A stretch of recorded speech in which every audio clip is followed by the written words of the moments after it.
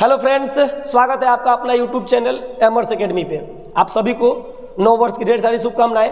आशा करता हूं यह नया वर्ष आपको सफलता दे और जिनके घर पे जॉब के कारण शहनाई नहीं बज पा रही है उनके घर पे जल्द से जल्द शहनाई बजे। आज का हमारा ये जो लेक्चर है वो आपको दिख रहा होगा यहाँ पे, संविधान के महत्वपूर्ण अनुच्छेद के ऊपर है। जब संविधान को लागू किया गया उस समय 395 आर्टिकल्स थे, फिर संशोधन करके क्लॉज सब क्लॉज जोड़कर अभी लगभग 484 या 500 के आसपास आर्टिकल हो चुके हैं। तो पूरा आर्टिकल पढ़ पाना ये किसी भी टीचर्स के या किसी भी एस्पिरेंट के बस की बात नहीं है। इसीलिए हम लोगों ने ऐसे आर्टिकल से एक श्रृंखला स्टार्ट किया है जो एग्जाम पॉइंट ऑफ व्यू से काफ़ी ज़्यादा जरूरी है। ये टॉपिक हम शुरू करें उससे पहले मैं आपसे एक रिक्वेस्ट करना चाहूँगा कि आप मेरे चैनल को सब्सक्राइब करें या ना करें, आप मेरे वीडियोज पे लाइक करें या ना करें, लेकिन आप फीडबैक जरूर दें कि मेरा ये जो लेक्चर है जो मैंने आज स्टार्ट किया नए वर्ष पे ऑनलाइन पढ़ाने का वो कैसा है। देन प्लीज़ फीडबैक जरूर दें आप कि ये वीडियो कैसा लगा आपको। हम लोग आज जो चर्चा करेंगे वो इम्पोर्टेंट आर्टिकल्स के ऊपर चर्चा करेंगे। उससे पहले यहाँ पर दो चीज़ को समझना बहुत जरूरी है और वो चीज़ है पहला संविधान और दूसरा महत्वपूर्ण अनुच्छेद। संविधान क्या है, क्यों जरूरत पड़ती है, इसके बारे में आप थोड़ा सा समझिए कि संविधान किसी भी देश की मौलिक संहिता है। मौलिक संहिता है जिसके आधार पर उस देश के शासन प्रशासन को चलाया जाता है। इसको छोड़िए, आप सीधा सिंपल लैंग्वेज पे आइए कि संविधान एक किताब है जिसमें उस देश को चलाने के लिए नियम और कानून को लिखे गए हैं। बात करें संविधान की तो मैं कुछ बता देना चाहता हूं आपको कि जो सबसे पुराना संविधान है, पुराना संविधान वो हमारा ब्रिटेन का है, ब्रिटेन का है सबसे। लेकिन ये कैसा है, अलिखित संविधान है, अलिखित संविधान है। पहला जो लिखित संविधान वाला देश है, लिखित संविधान वाला, वो यूएसए है, यूएसए है। सबसे जो बड़ा संविधान है वो बड़ा संविधान भारत का है, भारत का है। सबसे जो छोटा संविधान है वो मोनाको का है, मोनाको का है। और सबसे जो नया संविधान है वो आपका है नेपाल का, नेपाल का। संविधान के बारे में एक बार फिर से, संविधान क्या है? संविधान एक किताब है, एक दस्तावेज है जिसके आधार पर उस देश की शासन प्रशासन को चलाया जाता है। सबसे जो पहला संविधान या सबसे जो पुराना संविधान है दोस्तों वो है किसका? तो ब्रिटेन का। सबसे जो पहला लिखित संविधान है वह है किसका? यूएसए का। सबसे जो बड़ा संविधान है वह है किसका? भारत का। सबसे जो छोटा संविधान है वह है किसका? मोनाको का। और सबसे जो नया संविधान है वो किसका है? नेपाल का। तो ये पॉलिटी की एक रेगुलर क्लासेस नहीं है कि हम आपको पूरा इसके बारे में एक्सप्लेनेशन के साथ बता सके। फिलहाल आप इतना ध्यान रखिए संविधान क्या है। यह किसी भी देश की मौलिक संहिता है जिसके आधार पर देश के शासन प्रशासन को चलाया जाता है। सबसे जो पुराना संविधान वाला देश है वो देश ब्रिटेन है। सबसे पहला वह देश जिसने संविधान को लिखने का काम किया वो यूएसए है। सबसे बड़ा संविधान हमारा प्यारा देश भारत। सबसे छोटा संविधान मोनाको और सबसे नया संविधान नेपाल। अब यहाँ बात किया जाए अनुच्छेद की तो आप ऐसे समझिए कि ये पूरा का पूरा संविधान है, संविधान है।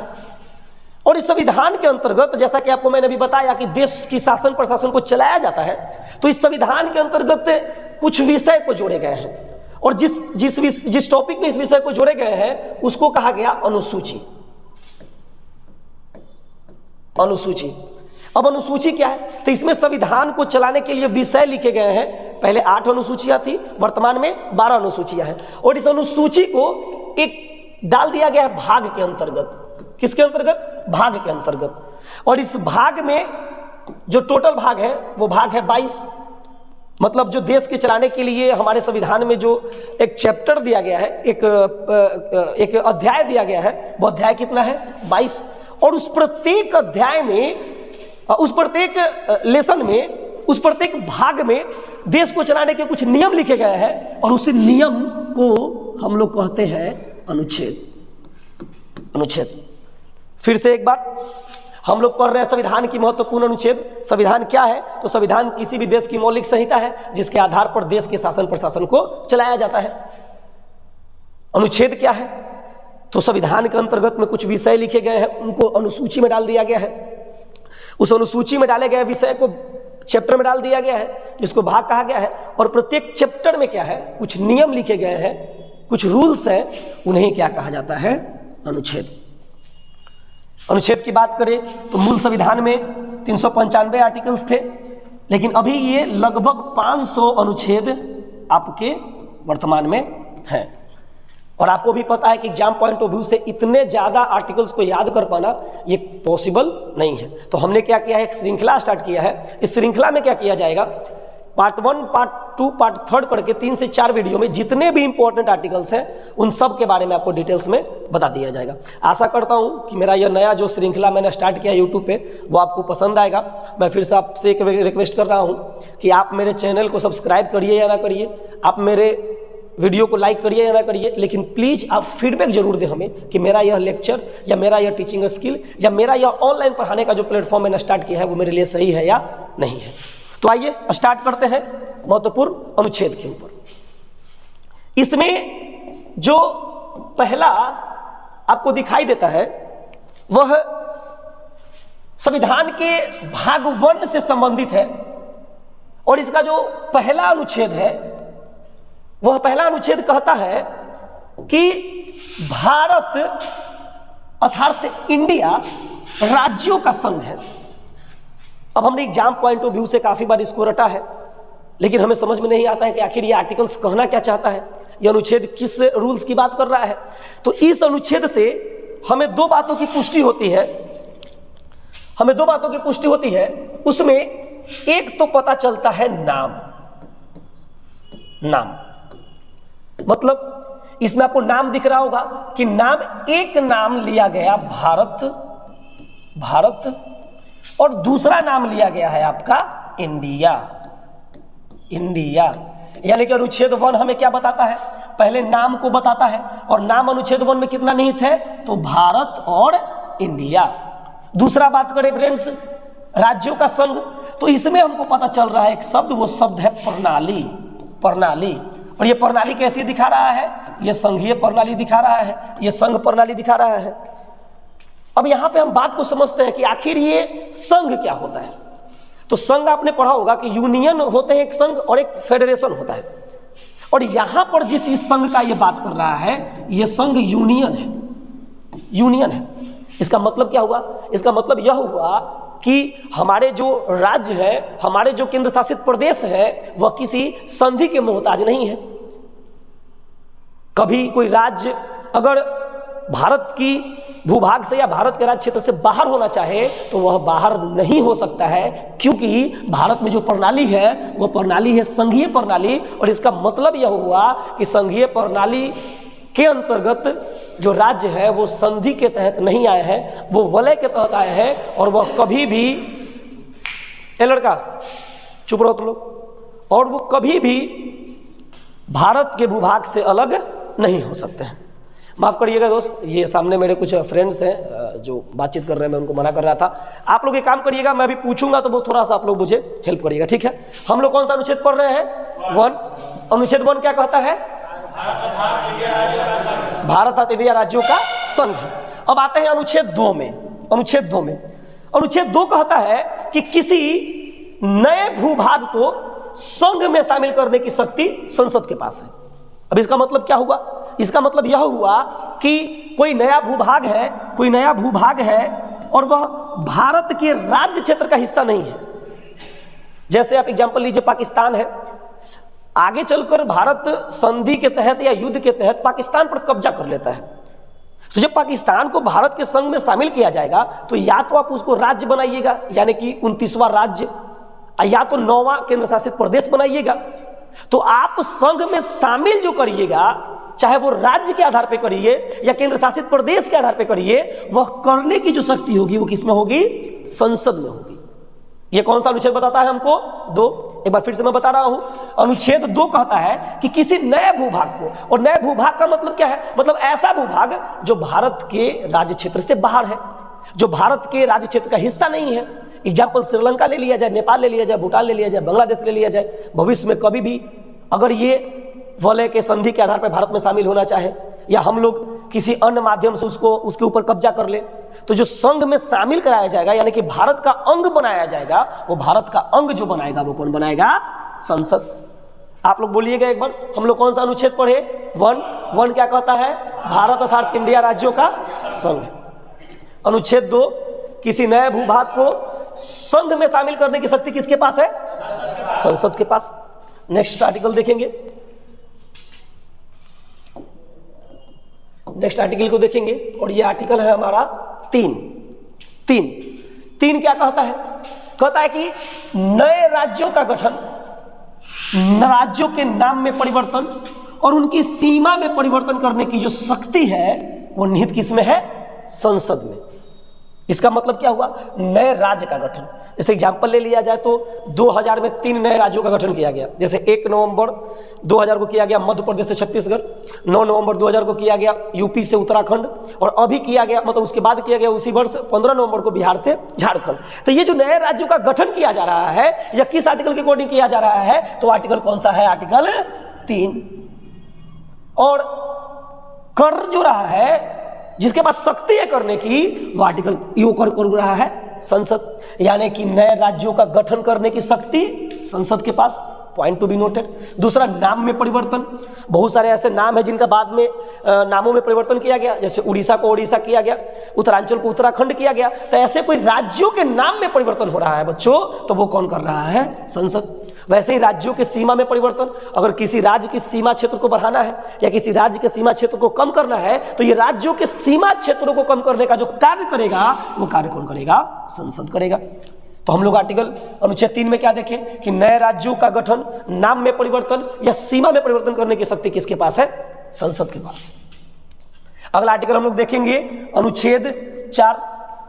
यह कहता है कि अनुच्छेद 2 के और अनुच्छेद 3 के तहत जो परिवर्तन किए गए हैं, अब अनुच्छेद 2 में क्या था? अनुच्छेद 2 में क्या था? यानी कि नए भूभाग को शामिल किया जा रहा है। और अनुच्छेद 3 में क्या है? अनुच्छेद 3 में क्या है कि नए राज्यों का गठन किया जा रहा है, या नाम में परिवर्तन किया जा रहा है, या सीमा में परिवर्तन किया जा रहा है। तो ये करने के लिए हमें केवल सिंपल 50% प्लस 1 साधारण बहुमत की जरूरत है, ना कि विशेष बहुमत की, जो उल्लेखित है हमारे संविधान के अनुच्छेद 368 में।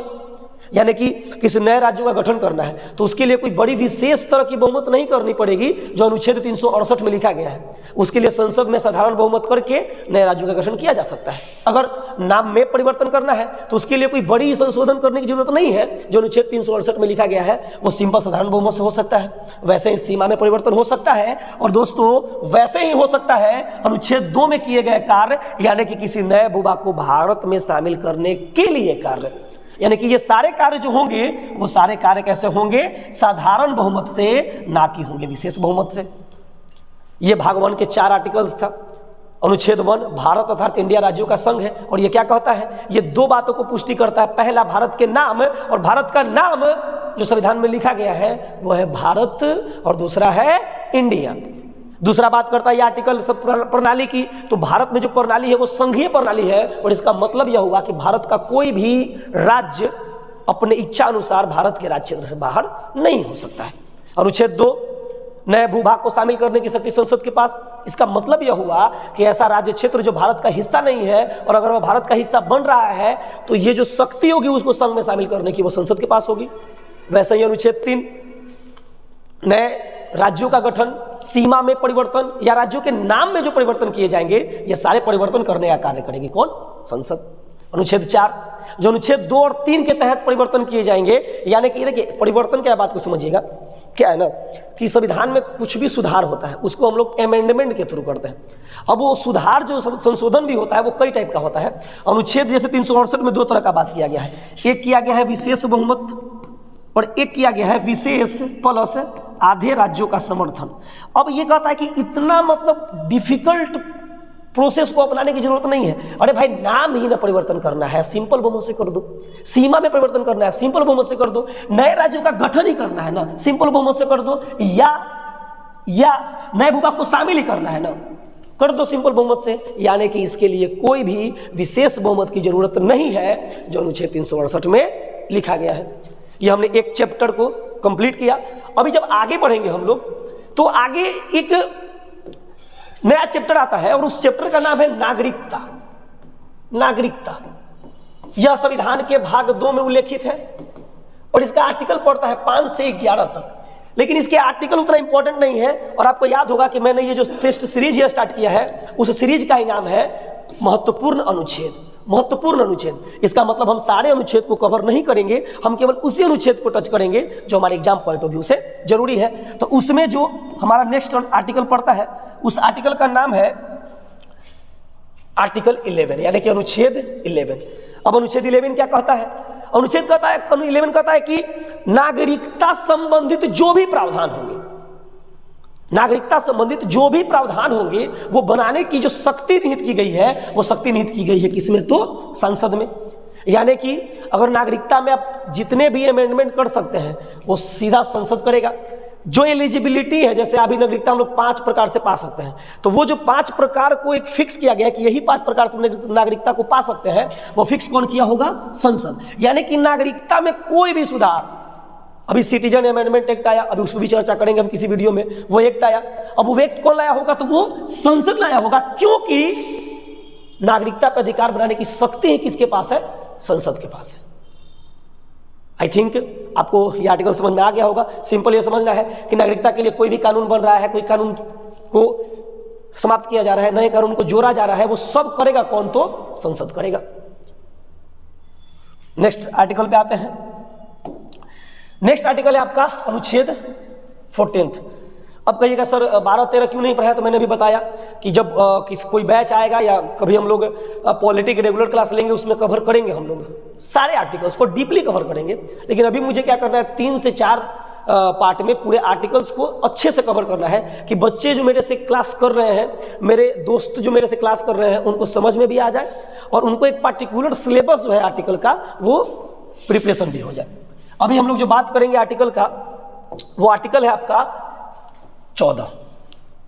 देखिए पहले आप जब 14 को पढ़ते हैं तो आपको एक शब्द समझ में आता है, अब वो शब्द है विधि के समक्ष समानता। विधि के समक्ष समानता। तो पहले बात आता है कि ये है क्या।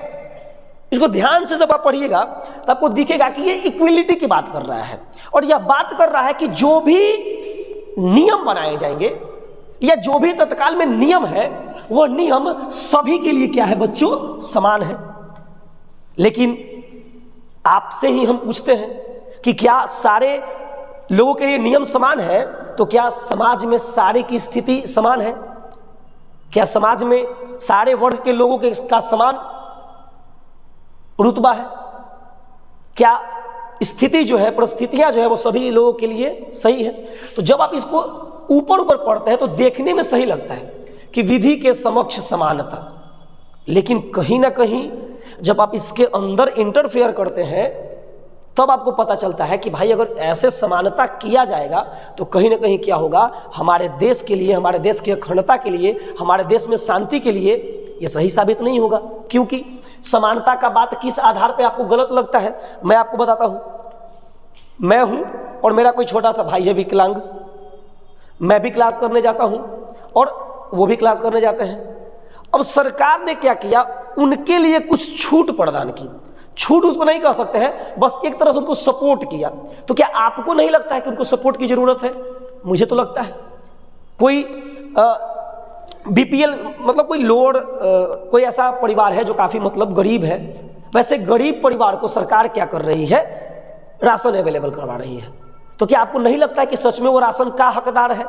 अगर विधि के समक्ष समानता लाया जाएगा मतलब सबके लिए समान विधि, मतलब सबको राशन मिलेगा तो सबको, नहीं मिलेगा तो सबको। इसका एक और एग्जाम्पल लीजिए। आप ट्रेन में सफ़र करने जाते हैं तो ट्रेन में आप सफ़र करने गए तो आपका कोई भाई है 8 साल का, उसका हाफ टिकट का पैसा लगता है और हम लोगों का फुल टिकट का पैसा लगता है। तो यहाँ पर समानता है क्या? यहाँ पे समानता नहीं है और मुझे लगता है कि समानता होना भी नहीं चाहिए, क्योंकि यहाँ पर इस बच्चे की उम्र के अकॉर्डिंग क्या होना चाहिए, कहीं ना कहीं कुछ समर्थन सरकार के द्वारा मिलना चाहिए। कुछ भौगोलिक आधार पे भी क्या होता है बच्चों, भेदभाव होता है। जैसे मान लिया जाए कोई व्यक्ति है जो किसी शेड्यूल्ड ट्राइब्स वाले एरिया से आता है और वह एक व्यक्ति है जो दिल्ली के बीच में रहता है, क्या लग रहा है कि भौगोलिक आधार पर उनके बीच में समानता हो पाएगी? और अगर समानता करने का प्रयास किया जाएगा तो सरकार उनके लिए कोई अहम कदम ना उठाए? क्या ये कभी पॉसिबल है? कभी पॉसिबल नहीं है। इसीलिए क्या किया गया, इस आर्टिकल में 2 टर्म्स को लिखा गया। पहला टर्म्स को लिखा गया विधि के समक्ष समानता और दूसरे में लिखा गया विधियों का समान संरक्षण। समानता कहने का मतलब ये है कि ये कुछ चीज में इक्वलिटी लाएगा, जैसे मत का अधिकार,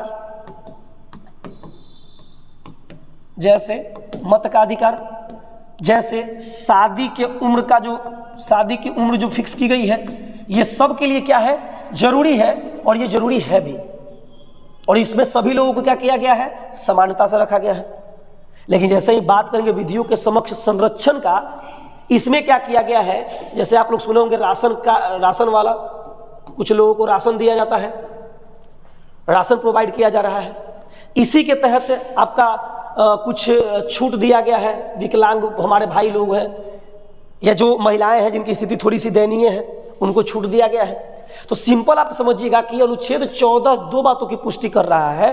पहला यह बातों की पुष्टि कर रहा है कि जो भी विधि बनाया जाएगा सरकार के द्वारा, उस पे सब के लिए समान होगा, उस पे सबका बराबर अधिकार होगा। और दूसरे ही इसके कॉलम में यह कहा गया कि जो नीचे दबके के लोग हैं, जिनको समानता दिखाने के लिए, समानता लाने के लिए कुछ सपोर्ट की जरूरत है, उनके लिए जोड़ दिया गया विधियों का समान संरक्षण। तो अब आपको हो सकता है क्लियर हो गया होगा। विधि के समक्ष समानता क्या कहता है, सबके लिए समान कुछ नियम कानून होंगे, जैसे मतदान सबके लिए समान है, जैसे शादी की उम्र 21 साल 18 साल सबके लिए समान है। लेकिन इसी में कहा गया संरक्षण, मतलब आपको क्या करना पड़ेगा, सरकार के द्वारा कुछ सपोर्ट दिया जाएगा, और इसी को कहा गया विधियों का समान संरक्षण। आगे जब बढ़ेंगे, आगे आपको दिखाई दे रहा होगा अनुच्छेद 15, धर्म, मूल, वंश, जाति, लिंग और निवास के आधार पर किसी भी व्यक्ति के साथ भेदभाव नहीं किया जाएगा। आप जब इसके क्लॉजेज को पढ़ते हैं, 15 क्लॉज 1, 15 क्लॉज 2, उसमें क्लियर किया गया है कि भेदभाव हो सकता है, बशर्ते की कंडीशन वैसी हो, परिस्थितियां ऐसी हो। और इसी के अंतर्गत क्या कर दिया गया, फिर अनुच्छेद 16 में आरक्षण को जोड़ दिया गया। हम उतना नहीं समझेंगे, हम लोग को जल्दी खत्म करना है, इसलिए हम लोग सीधा क्या पढ़ रहे हैं, अनुच्छेद 15 यानी कि धर्म के आधार पर, जैसे कोई वैकेंसीज आ रही हैं, जैसे कोई सार्वजनिक स्थल है, पार्क है, कोई टूरिस्ट प्लेस है, तो वहां पर धर्म के आधार पर क्या करेगा, राज्य भेदभाव नहीं करेगा। वैसे ही मूल वंश, मतलब वो किस वंश से बिलोंग करता है, उसके वंश अगर क्रिमिनल है तो उसके वंश के आधार पर जो वर्तमान में जो बच्चा है उसके साथ भेदभाव नहीं किया जाएगा। जाति के आधार पर, यह भी हमारे भारत में सबसे ज्यादा होता है, जाति के आधार पर भेदभाव, तो जाति के आधार पर भी भेदभाव नहीं किया जाएगा। लिंग के आधार पर, यानी कि मेल फीमेल, उनके आधार पर भी भेदभाव नहीं किया जाएगा। और निवास के आधार पर, यानी कि वर्तमान में कहाँ वह रह रहा है या कहाँ वह रहता है, उसके आधार पर भी किसी के साथ भेदभाव नहीं किया जाएगा। यह एक सिंपल आर्टिकल है, इसमें ज़्यादा हम लोगों को फंसने की जरूरत नहीं है। जब अगर बैच आएगा पॉलिटी का, उसमें क्या कर दिया जाएगा, आपको बता दिया जाएगा, पढ़ा दिया जाएगा। आपसे फिर से मैं एक रिक्वेस्ट करता हूँ, आप लाइक करें ना करें, आप मेरे चैनल को सब्सक्राइब करें या ना करें, लेकिन प्लीज़ आप फीडबैक जरूर दें कि हमारा यह लेक्चर आपको कैसा लगा। नेक्स्ट जब बढ़ेंगे, अनुच्छेद 16, लोक नियोजन में समानता। इसको आप सिंपली समझिए, ज़्यादा वो नहीं है। जॉब, ये सीधा जॉब की बात करता है कि राज्य सरकारें या राज्य जो भी अवसर की प्राप्ति को देगा या कोई भी काम को करने का मौका देगा, यानी कि जॉब देगा, उस जॉब में क्या करेगा, वो समानता लाने का प्रयास करेगा। अनुच्छेद 16 क्या कहता है, समानता। किस में समानता, लोक नियोजन में समानता। लोक नियोजन का मतलब क्या हो गया, अवसर। अवसर का मतलब क्या हो गया, जॉब, यानी कि जॉब में क्या करेगा, सरकार समानता बरतने का प्रयास करेगा। आगे बढ़ेंगे, अनुच्छेद 17, अस्पृश्यता का अंत। देखिए, इसको आप सिंपल समझने के लिए क्या समझिए, छुआछूत, अनटचेबिलिटी बोलते हैं इसको, छुआछूत। यानी कि अनुच्छेद 17 यह कहता है कि किसी भी व्यक्ति के साथ, चाहे राज्य हो या व्यक्ति हो, वो भेदभाव यानी कि छुआछूत नहीं करेगा। यानी कि आर्टिकल के द्वारा क्या किया जा रहा है, जो आज़ादी के पहले जो एक जमींदार के बीच में और नीचे दबके के लोग में जो एक छुआछूत चलता था, आप लोग भरोसा नहीं करेंगे, अभी भी कुछ ग्रामीण स्तर पर ऐसे लोग हैं कि कोई अगर मतलब SC कैटेगरी के लोग उनके घर में इंटर कर जाते हैं तो वो क्या करते हैं, अपने घर को धोते हैं।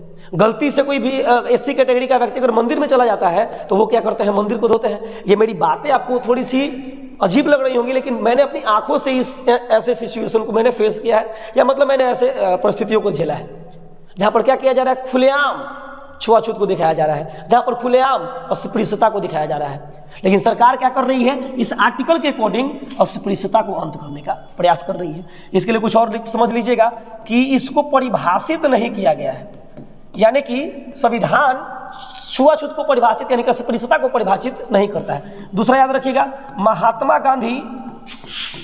गांधी ने क्या कहा है, छुआछूत को पाप कहा है। क्या कहा है, छुआछूत को पाप कहा है। आई थिंक अनुच्छेद 17 आपको समझ में आ गया होगा कि अस्पृश्यता का अंत किया जाएगा, यानी कि छुआछूत का अंत किया जाएगा। और एक याद रखिएगा कि इसको परिभाषित नहीं किया गया है। और एक और लाइन याद रखिएगा कि महात्मा गांधी ने क्या कहा है, अस्पृश्यता को पाप कहा है। नेक्स्ट आर्टिकल 18, उपाधियों का अंत। देखिए, इससे हम बड़ी एग्री करते हैं, खास करके आजकल के नौजवानों का।